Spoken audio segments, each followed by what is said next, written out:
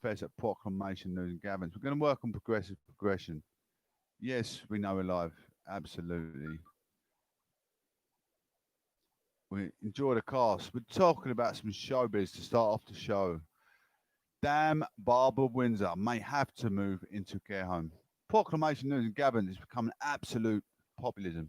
Absolute populism. Barbara Windsor's husband has revealed the 82-year-old actress may soon have to move into a care home due to her Alzheimer's. In an IT interview, Scott Mitchell told her friend at EastEnders' son, Ross Kemp, he was given a stark warning from a specialist. At some point, it may not be sustainable to give her the kind of share she needs at the house. Mitchell said Dan Barber was diagnosed in 2014. Mitchell told Kemp that his wife moving to a care home is the thing I've always feared, and she had some fairly dark moments. She has told she may have to leave their home to get more care. Barbara Win Dan Barber did not appear in the program, which will be broadcast on Thursday night because of her condition. Mitchell said she was scared of giving his wife coronavirus, and said he got some sort of virus shortly after lockdown in March. I didn't have the cough, but I had every symptom. I was not well. My biggest fear at the point was that I'm going to give it to Barbara, he said.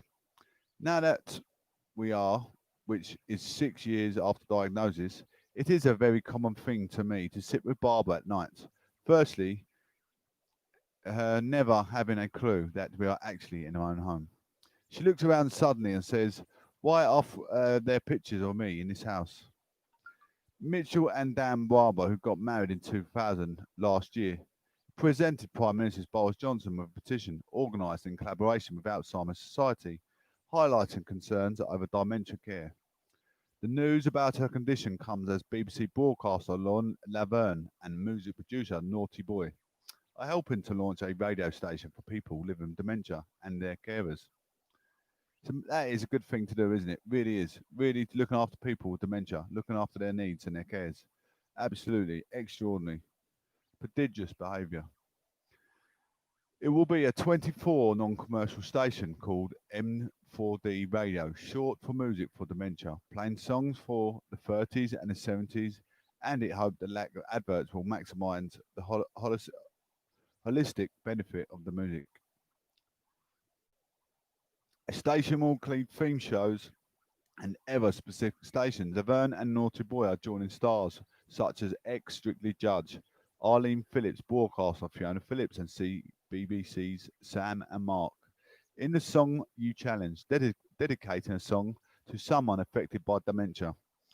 Laverne dedicated the Beatles in My Life to her local Singing for the Brain workshop. A group of people all affected by dementia, she said. We all instinctively know how music can help us connect us to others. But for people living with dementia, music provides a lifeline. When words fail, music has the power to reach people emotionally and in many cases triggers memories. M4D radio is a vital resource that aims to stop those living with dementia isolated, especially during the unprecedented times. And this is a simple way that everyone can help. Fiona Phillips has dedicated Patsy Cline's Crazy to her late father Neville, a song they loved to dance together. Adding, I know firsthand how devastating dementia can be and how aviating symptoms, even for a few months, it can make the world a difference to a person's quality of life. Grace Meadows, program director at Music for Dementia 2020, said, music is a wonderful connector and has the ability to bring people together in here and now. This is Barbara out of EastEnders. Anyone know who Barbara is? Obviously, a lot of people, a lot of you women watch EastEnders out there, and also some men. Grace Meadows, program director at Music for Dementia 2000, said, music is a wonderful connector and its ability to bring people together in here and now. I've already said that. It's like a broken record. Globally, about 50 million people are currently living with dementia, but cases are predicted to soar to 130 million by 2050 as populations age. Is dementia the same as Alzheimer's? No, dementia is a symptom found in many diseases of the brain. Memory loss is the most common feature of dementia, particularly the struggle to remember recent events. Other symptoms can include changes to behavior. Mood and personality become lost in familiar places or being unable to find the right word in conversation. It can reach the point where people don't know they need to eat or drink. Alzheimer's disease is by far the most common of the diseases that cause dementia. Others include vascular dementia with Lewy bodies, frontotemporal dementia, Parkinson's disease dementia, amyotrophic lateral sclerosis, and the newly discovered late. That is it on Barbara Windsor with the dementia. She's getting sent in a home by her partner. Absolutely shocking, absorbing information. Anyway, guys, it is a divine intervention of proclamation, news, and gatherance. Reconcealed, reconcealed, ladies and gentlemen. We're coming back bigger, better, with a brand new audition. I'm the original bona fide conservatism, and it's just getting real. So make sure you subscribe. Proclamation, news, and gatherance. Knife crime over the world. Things that are ruining our, our community all over the globe.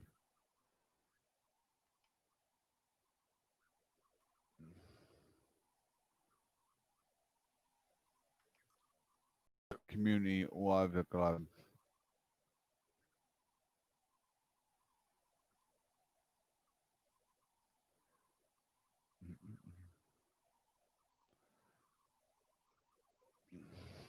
Girl who stabbed best friend in the back over fear she's still boyfriend in spare jail. That is absolutely shocking, is it? I mean, would you stab? I mean, I'm a bloke, so would you stab your ex? Absolutely not. How? What could bring people to this mental health situation to stab your ex? A 16-year-old girl stabbed her best friend in the back because she thought she wanted to steal her boyfriend. Eve Huiston, cross 19, suffered a punch in the lung, and the blade narrowly missed her spine when she was attacked in Levensgarth Park, Forward, Preston. She was only 17 when she was knifed twice on the 1st of March last year. Eve's attacker, who cannot be named for legal reasons, walked free from the court this week when they gave her a lenient sentence due to her age and the current COVID-19 pandemic. The girl was given 2-year rehabilitation order, a 10-year restraining order, and the current COVID-19 pandemic.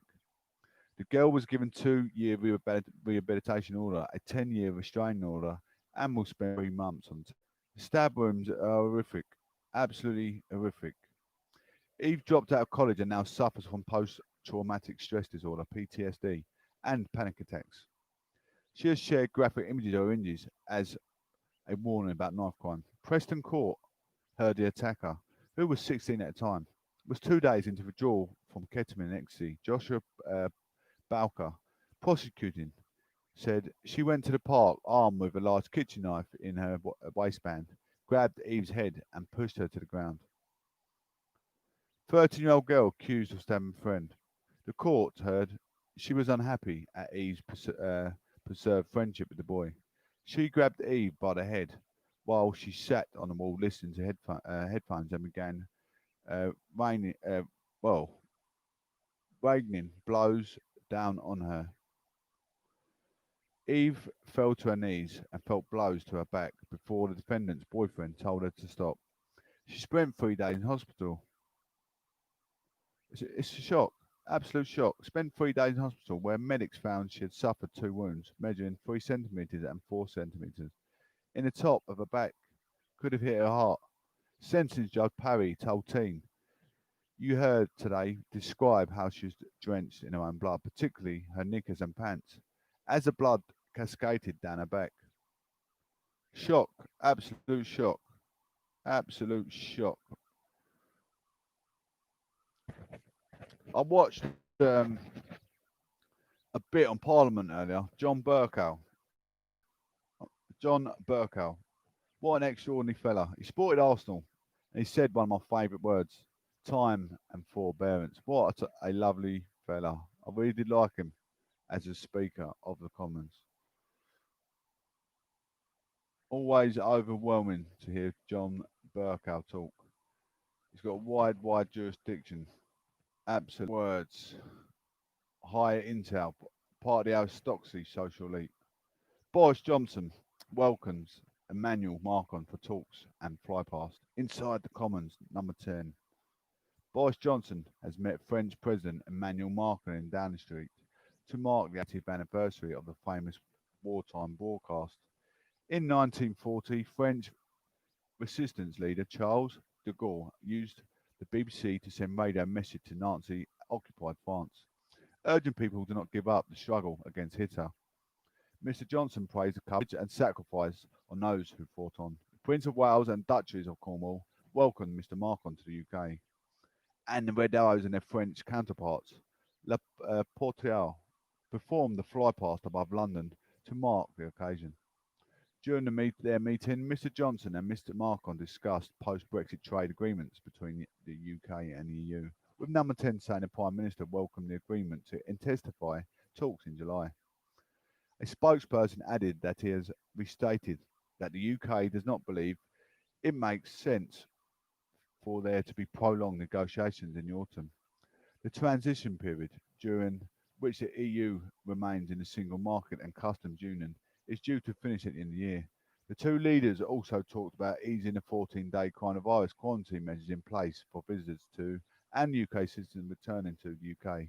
Mr. Marken was exempt from the requirements as a representative of the foreign county of business. I mean, loads of people are looking to jet on an aeroplane for a summer holiday, absolutely, with their children, their loved ones. It was earlier announced that the surviving French resistance fighters are to be appointed honoraries MBEs. Egbert Tupit Foam, 100. Daniel Boyjo Cordia, 99.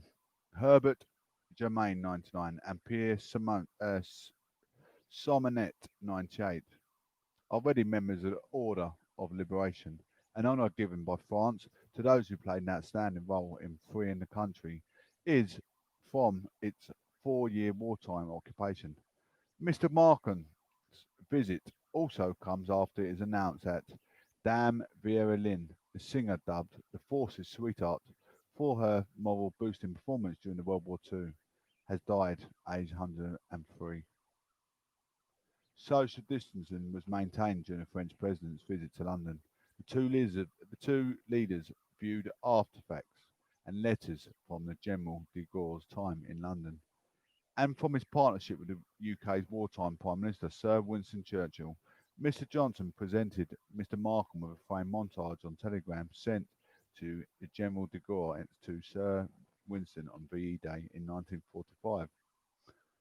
When Sir Winston's reply, he also gave him a model of Sir Winston, open-top Land Rover, and a photograph of General de Gaulle in Paris, shortly after the city's liberation from German forces in 1944, a key day in UK French history. It was 80 years ago that the General Charles de Gaulle broadcast a historic message from London to his fellow countrymen, imploring them not to give up the fight against Hitler.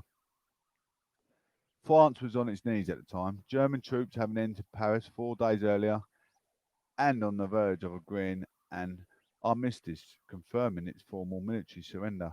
In the message broadcast in French, de Gaulle said in French, "Whatever happens, the flame of the French resistance must not be extinguished and will not be extinguished." Transmitted on the BBC's French service, the broadcast was not recorded and relatively a few people in France heard it.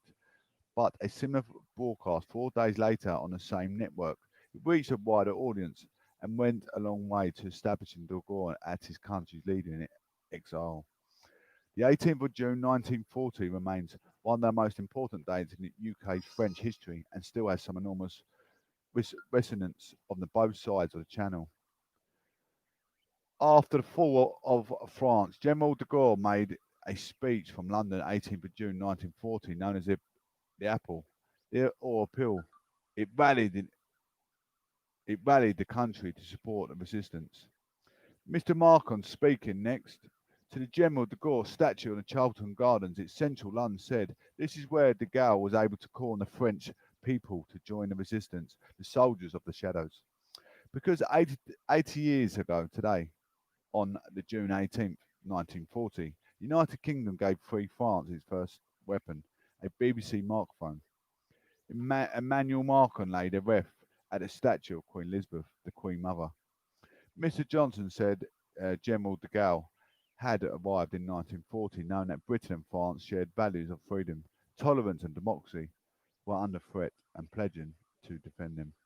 The struggles we face today are different to those who confronted together 80 years ago, but I have no doubt that working side by side, the UK and France will continue to rise every year, new challenge and seize every opportunity that lies ahead, he said. I just want to give a shout out to a few people, really. Well, obviously, our Prime Minister is one of them, the royal family. But the main thing is the providers that keep me going, keep me the flux of flowing, keep me with the newscast, the broadsheet newscast I do daily, the journalism, all the time and integrity and the effort I put in to put such a performance in. I have to give it out to BT providers, BT broadband, O2 broadband, helping me get this newscast to the top of visibilization. And we're talking about divine elevation. Every time we're working on progressive progression, O2 providers, I've got a mobile phone. I use that for a lot of my media. Obviously, I use my other devices to get me on YouTube, but I've got other stuff sharing my stuff, my YouTube, all my content, all my media is getting shared through my Hawaii phone. Really, such a good analog phone, a Hawaii phone. Dan Vieira Lynn, royalty, and Sir Paul McCartney leads tributes. The Queen, Dan Vieira Lynn, who has died aged 103. We just talking about a minute ago, but this is a full in-depth conversation. Forces sweetheart Dan Vieira, whose song helped raise moral in the World War II, was best known for a wartime anthem, We'll Meet Again. Buckingham Palace said the Queen will send private condolences to the singer's family. Dan Vieira's daughter recalled her wonderful life and a fantastic career. Virginia Lewis said during our BBC One special on Thursday evening, we was a family, are very sad that the mother is no longer with us, and this program is a tribute to her wonderful life and a fantastic career. She touched so many people's lives, and we are very, very proud of her. Sir Paul tweeted after the program to describe Dan Vieira as strong and inspiring. I'm so sad to hear of her passing, but at the same time, too glad to have met her and experienced her and her warm, fun-loving personality. Her voice will sing in my heart forever. He wrote on Twitter. Clarence House shared images of the singer meeting Prince Charles and the Duchy of Cornwall and receiving her honour at Buckingham Palace. The Queen previously echoed Dan Vieira's famous World War II anthem during a speech to Britons who were separated from families and friends during the coronavirus lockdown in April. She told the nation, we will be with our friends again. We will be with our families again. We will meet again. Prime Minister Boris Johnson said Dan Vieira's claim, charm, and magical voice entrance and uplifted our country in some of our darkest hours. Labour leader Sir Keir Starmer said her song still speak to the nation. 220 2020, just as they did in 1940. BBC director General Lord Hall said, what sad news. Not only was she dear to many, she was a symbol of hope during the war and is a part of our national story.